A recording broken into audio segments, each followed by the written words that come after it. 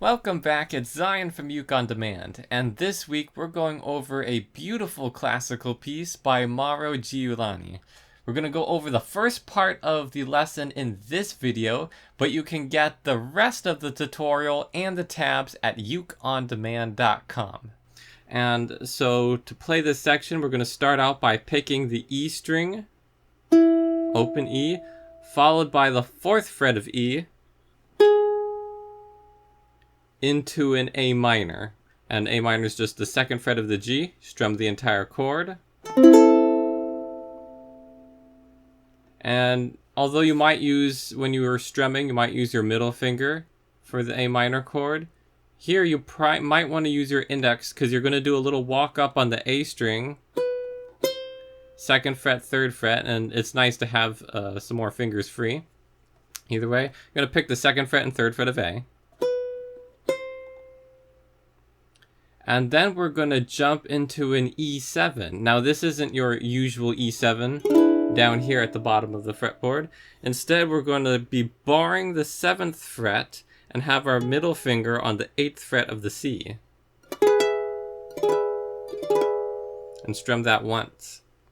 If the bar is a little tricky for you, you can get away with just doing a partial bar and not playing the G string. So you can just be barring the 7th fret of E and A instead and have your middle finger on the C string.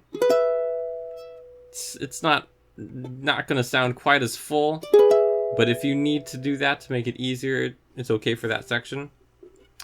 And then whichever position you choose, you're just going to have your pinky go up to the 10th fret. And then let go so you go back to the 7th fret of E. And then back to 10th fret of E. From here, we're going to drop down into an A minor again, but this time we're going to add the ring finger to the 3rd fret of A. Strum that once. And then we're going to do another walk up the A string. Going to pick open A, 2nd fret, 3rd fret. And now we're going to go into an E chord.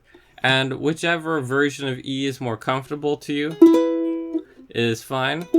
However, if you want to make it a little easier on yourself, then you'll want to do this version of E, which is the index finger on the 2nd fret of A, and then your pinky, ring, and middle finger on the 4th frets of E, C, and G. Like that. Because you see the next notes revolve around those 4th frets. So you just get to keep the position and pick the E string, C string, back to E.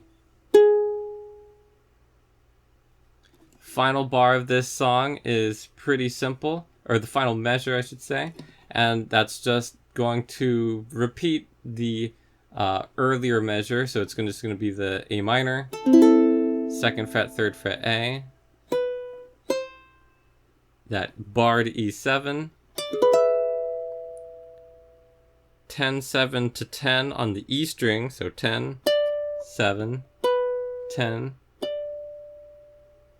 And before we go into that next bar, which has the ending of this first section, let's go back to the beginning of this one and play it together very slowly.